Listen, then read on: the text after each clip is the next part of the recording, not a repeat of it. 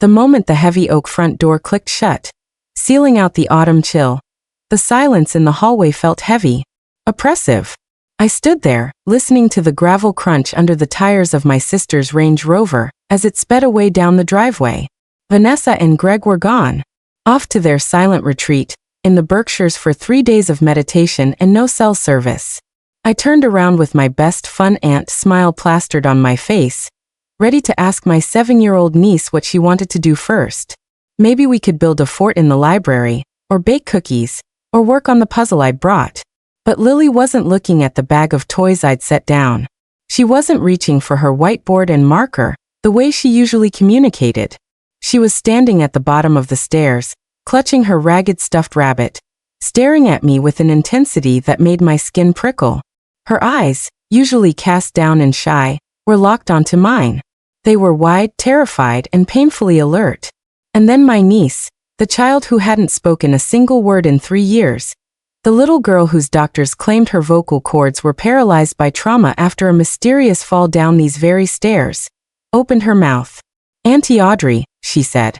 Her voice was rusty, small, like a door that hadn't been opened in years, but clear as a bell. "Don't eat the lasagna Mommy made. She put the forever sleep medicine in it." My blood turned to ice water in my veins. The smile slid off my face. The bag of toys slipped from my hand and hit the floor with a thud. "What?" I whispered, my voice trembling.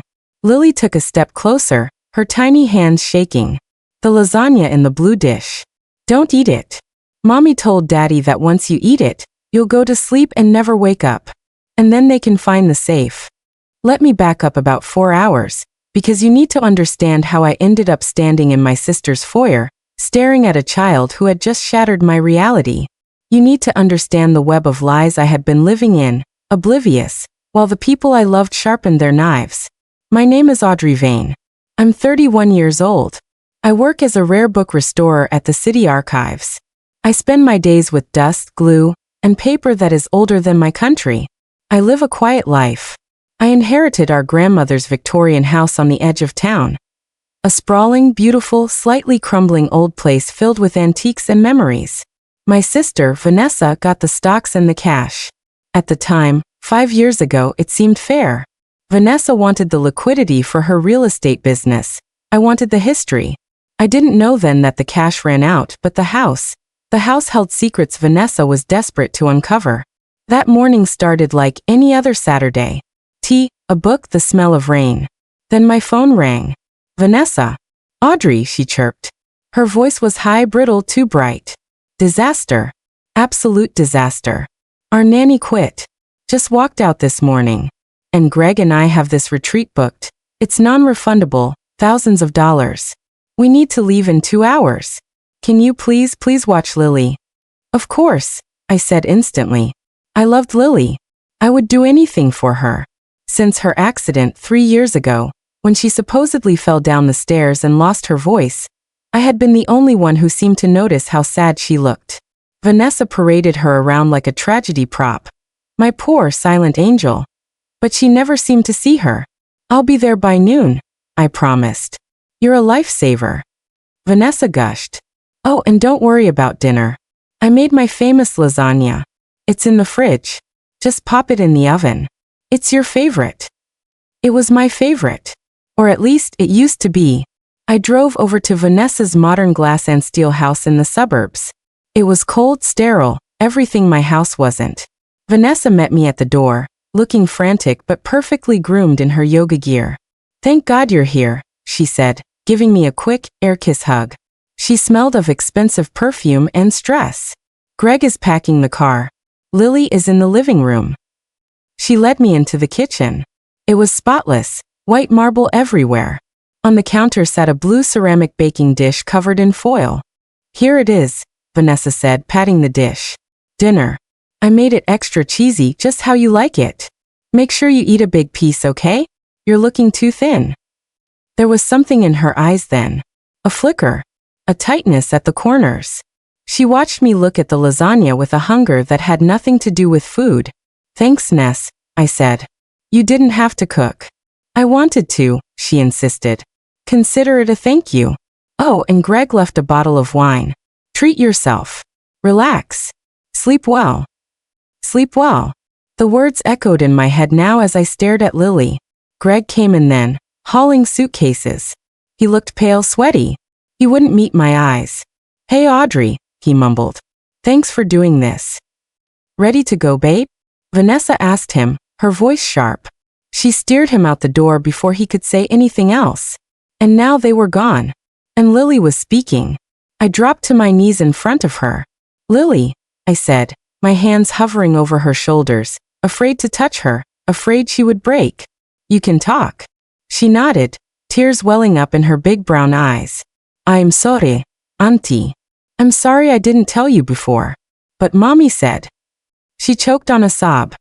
Mommy said if I ever talked, she would hurt you. She said she would burn down your house with you inside. She said she would make you go away like Grandma. The room spun. Our grandmother had died in a fire.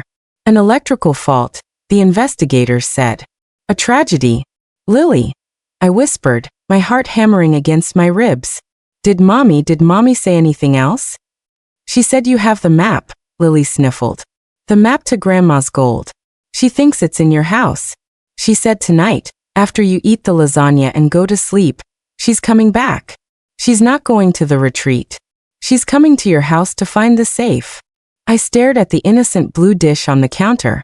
My sister wasn't just a thief. She was a monster. She had terrified her own daughter into silence for 3 years to cover up. What? Had she caused Lily's fall? Had she started the fire that killed Grandma? And now she was trying to kill me. Okay, I said, forcing my voice to be steady, forcing the panic down into a cold, hard knot in my stomach. Okay, Lily. I believe you. I believe every word. I stood up. I walked to the kitchen counter. I looked at the lasagna. I lifted the corner of the foil. It smelled delicious. Garlic, tomato, basil. And underneath, a faint chemical acridness that shouldn't have been there. I needed proof. I couldn't just call the police and say my 7-year-old niece says the lasagna is poisoned. They would think I was crazy. Vanessa would spin it. She would say Lily was imagining things, that I was having a breakdown. She was good at spinning things. I needed hard evidence. Lily, I said, turning back to her. We are going to play a game. A very important game. Can you be my spy? Lily wiped her eyes and nodded fiercely. Yes, Auntie. Good. First, we need to test this food. Do you have your science kit? The one I gave you for your birthday. It's in my room, she said. Go get it. And bring your tablet. While she ran upstairs, I grabbed a spoon. I scooped a small amount of the sauce into a plastic baggie. I sealed it. Then I called my friend Sarah. Sarah was a vet tech. She had access to toxicology kits they used when dogs ate unknown substances. Sarah, I said when she answered. Don't ask questions.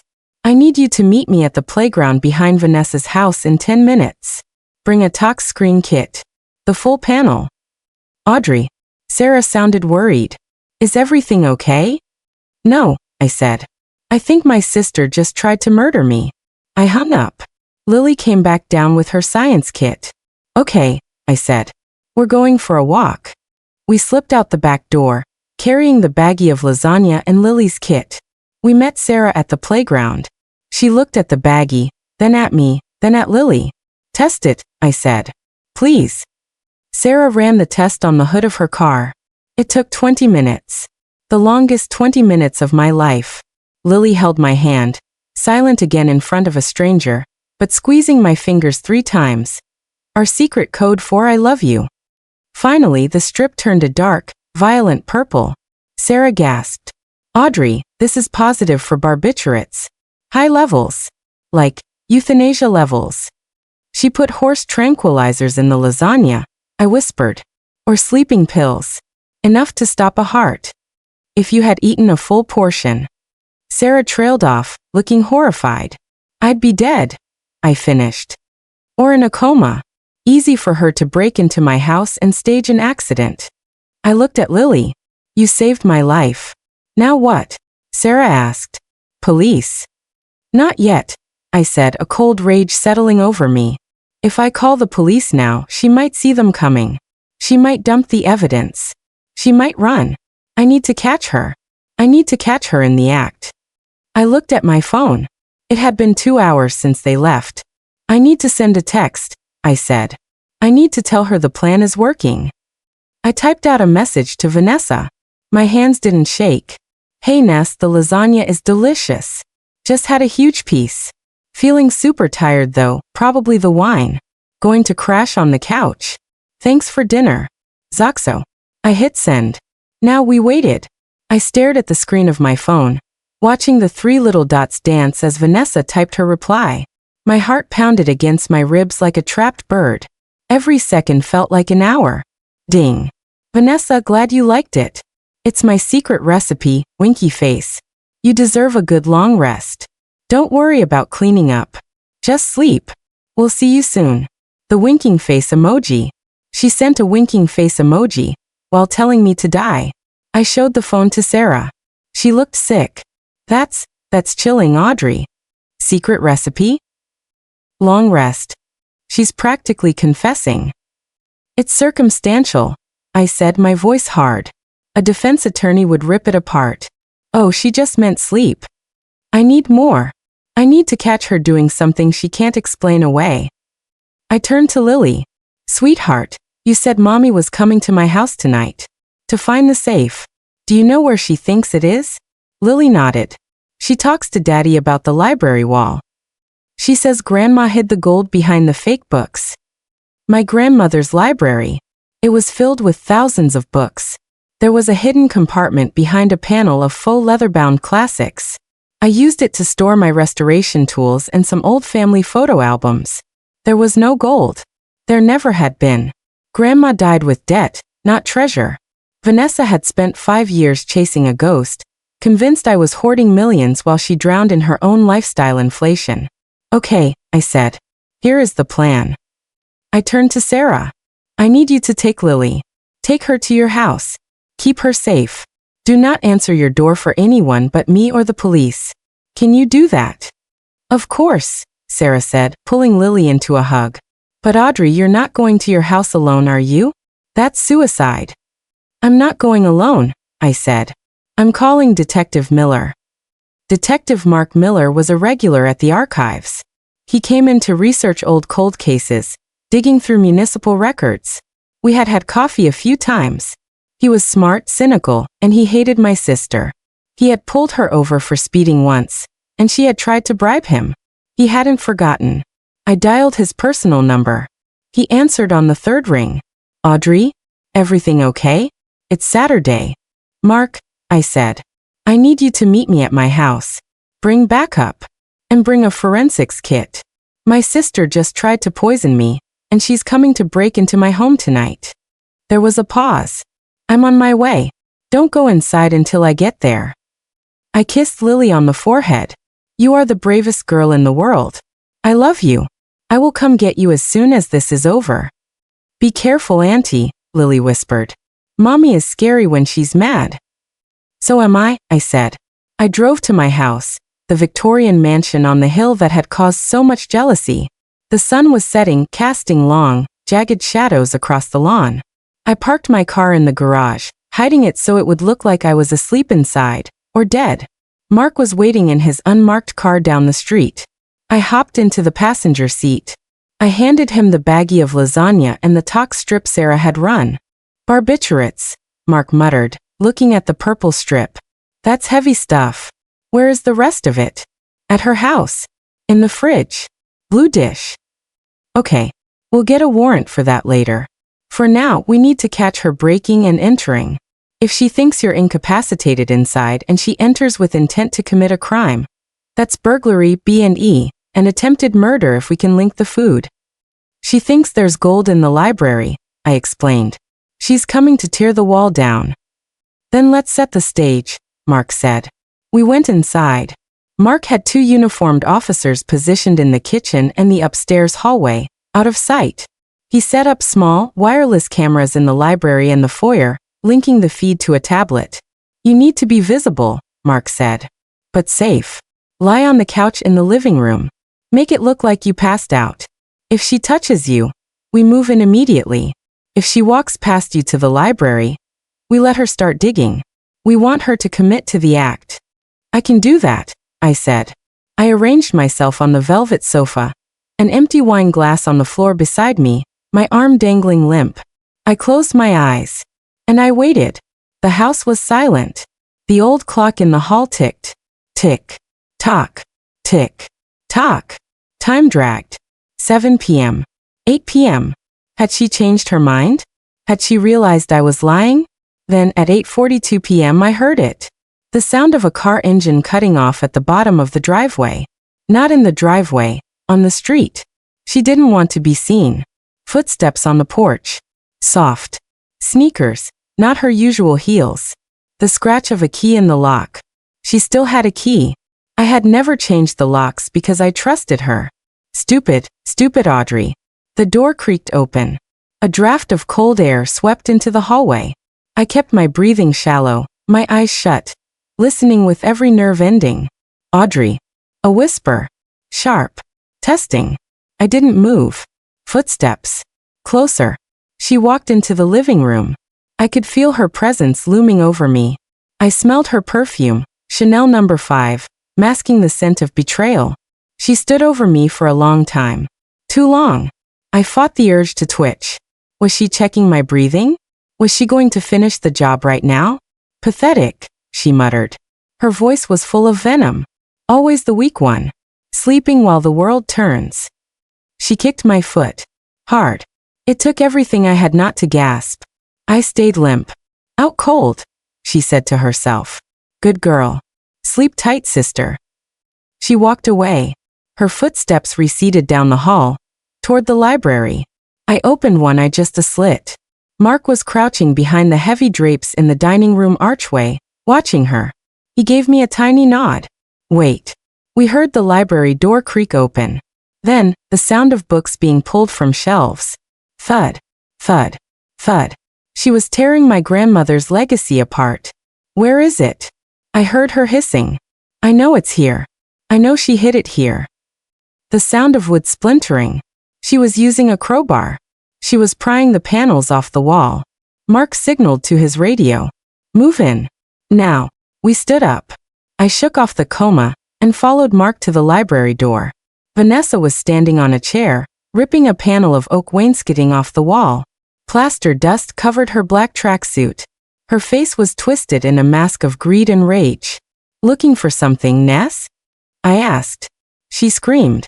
She spun around on the chair, lost her balance and fell, crashing onto a pile of first edition Dickens novels. She scrambled backward, staring at me like I was a ghost. Audrey, you're supposed to be dead. I finished. Asleep? Poisoned by your secret recipe? She scrambled to her feet, her eyes darting to the crowbar on the floor. I don't know what you're talking about. I came to check on you. You texted me you were sick. I broke the wall. Because I heard a noise. A rat. A rat, Mark said, stepping into the light, his badge gleaming on his belt. That's fitting. But I think the rat is standing right in front of us. Who are you? Vanessa shrieked. Get out of my sister's house. Detective Miller, Mark said. And you are under arrest for burglary, breaking and entering, and attempted murder. Attempted murder? Vanessa laughed, a high hysterical sound. You have no proof. My sister is crazy. She makes things up. She's having an episode. We have the lasagna, I said calmly. We have the toxicology report showing lethal levels of barbiturates. And we have a witness. What witness? Vanessa sneered. Your cat. No, I said. Your daughter. Vanessa's face went white. Lily? Lily can't talk. She's mute. She's not mute, Vanessa, I said, stepping closer. She speaks beautifully. She told us everything. How you threatened her. How you terrorized her into silence for 3 years. How you told her today that you were going to put me to sleep forever, so you could find the gold. She's a liar. Vanessa screamed. She's a retarded little liar. That's enough, Mark said. He moved forward, handcuffs out. Turn around. Hands behind your back. Vanessa grabbed the crowbar. Don't do it, Ness, I said. Don't make it worse. She looked at me with pure hatred. You stole everything from me. Mom loved you more. Grandma gave you the house. You have it all, and I have nothing. I deserve that gold. There is no gold. I shouted back. There never was. Grandma died in debt, Vanessa. I paid off her loans for 5 years. The only treasure in this house was the memories, and you just destroyed them. Vanessa froze. The realization hit her. 5 years of plotting. 3 years of abusing her daughter. Attempting to kill her sister. All for nothing. All for a myth. She dropped the crowbar. It clattered on the floor. She sank to her knees sobbing. Not tears of remorse. Tears of a gambler who realized the pot was empty. Mark cuffed her. As he hauled her up, she looked at me one last time. You're still pathetic, she spat. You'll never raise Lily. You don't know how to be a mother. I know how to listen, I said. Which is more than you ever did. They dragged her out. I stood in the wreckage of my library, dust motes dancing in the air, listening to the sirens fade into the night. It was over. But the real work was just beginning. I had to get Lily. I had to tell Greg. And I had to rebuild a life from the ashes of my sister's betrayal. I drove to Sarah's house. Lily was asleep on the couch, wrapped in a blanket. Sarah met me at the door with a glass of wine. Is she arrested? I said. It's done. I sat down and watched Lily sleep. My brave, silent warrior. She had saved me. Now it was my turn to save her. The fallout was swift and brutal, like a storm that clears the air but leaves devastation in its wake. Greg was arrested the next morning at the hotel in the Berkshires where he was waiting for Vanessa, oblivious to the fact that his wife was in a jail cell instead of looting my library. He claimed ignorance. He wept in the interrogation room, swearing he thought Vanessa was just tough on Lily, not abusive. He swore he didn't know about the poison.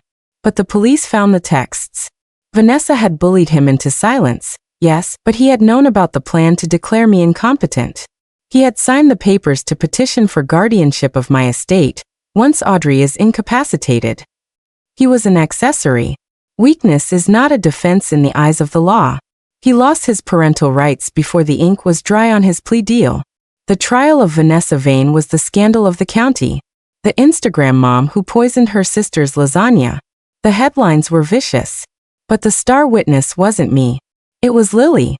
The courtroom was packed the day she took the stand. She wore a yellow dress I had bought her, yellow for courage. She held my hand until she climbed into the witness chair. The defense attorney, a slick man paid for by mortgaging Vanessa's house, tried to rattle her. He tried to claim she was coached, that she was imagining things, that her sudden ability to speak was suspicious. Lily looked him in the eye. I wasn't imagining it when Mommy squeezed my arm until it bruised, she said into the microphone, her voice steady. I wasn't imagining it when she told Daddy to buy the rat poison. I wasn't imagining it when she said Auntie Audrey had to go to sleep. The jury didn't need to hear anything else. They convicted Vanessa on all counts: attempted murder, burglary, child abuse, and conspiracy. She got 20 years. She screamed as they led her away, blaming me, blaming Greg, blaming the world. She never once looked at her daughter. I was granted full permanent custody of Lily within a month. The first night she officially moved into the Victorian house, we sat in the library. I had repaired the wall, but I left one scar on the wood, a reminder. Auntie, Lily asked, looking at the shelves. Is the gold really gone? There never was gold, sweetie, I said, pulling a book from the shelf. It was The Secret Garden. But look what is here. I opened the book. Inside the cover, my grandmother had written, "For the girl who finds magic in quiet places." Books are better than gold, Lily decided. They last longer. Lily's recovery wasn't a straight line. There were nightmares. There were days she went silent again, terrified that Vanessa would somehow come back. We spent a lot of time in therapy. Dr. Evans, a kind woman with a therapy dog named Buster, helped Lily find her voice again, not just to warn of danger, but to sing. It turned out Lily loved to sing. She had a beautiful, clear soprano. She joined the school choir. The first time I saw her on stage, singing a solo in the spring concert, I cried so hard I fogged up my glasses. She wasn't the mute girl anymore. She was the loudest, brightest bird in the flock. We renovated the house. We painted Lily's room a soft lavender. We got a puppy, a golden retriever named Watson, because we both loved mysteries, even if we had lived through enough of them. One afternoon, a year later, I was working in the garden, pruning the roses. Lily was sitting on the porch swing, reading aloud to Watson. And then the dragon said, "I am not a monster. I am just misunderstood." Lily read with dramatic flair. I smiled, wiping dirt from my hands. A car pulled up the driveway. It was Mark Miller. He stopped by often these days. Sometimes for official follow-ups, but mostly for coffee and my blueberry muffins. "Hey," he said, leaning on the gate. "Heard the news." "What news?" "Vanessa's appeal was denied. Final ruling. She's serving the full 20. I let out a breath I didn't know I was holding. "It's really over then." "It's over," Mark agreed. He looked at Lily on the porch. "She looks happy." "She is," I said. "We both are." Mark opened the gate. "I brought something. For Lily. And you." He handed me a small box. Inside was a vintage locket. "I found this in an estate sale," he said, blushing slightly. "It reminded me of your grandmother's style." I thought, maybe it could be a new heirloom, since the old ones caused so much trouble. I opened the locket. Inside was a tiny picture of Lily and me, taken at the park last month, laughing. "It's perfect," I said. That night, after tucking Lily in, I sat on the porch and looked at the stars. My sister had wanted to kill me for a fortune that didn't exist. She had destroyed her family for greed. But in doing so, she had given me the greatest treasure of all. She had given me a daughter. She had given me a purpose. And she had shown me that even in the deepest silence, the truth will always find a way to be heard. I touched the locket around my neck. "Sleep well, Vanessa," I whispered to the dark. "We're doing just fine." 5 years later. Lily is 12 now. She wants to be a lawyer when she grows up. To help kids who can't talk, she says. She's fierce, funny, and never stops talking. Sometimes, when she's chatting away about Minecraft or school drama, I just close my eyes and listen, grateful for every single syllable. I still make lasagna, but I use a new recipe. And I always make sure to share it with the people I trust. If you ever feel like you're trapped in silence, remember Lily. Remember that your voice is your power. And if anyone tries to take it away from you, scream. Scream until the walls come down. Thanks for watching my story. If you believe in justice and the resilience of the human spirit, please hit subscribe and share this video. I'm Audrey Vane, and I'll see you in the next one.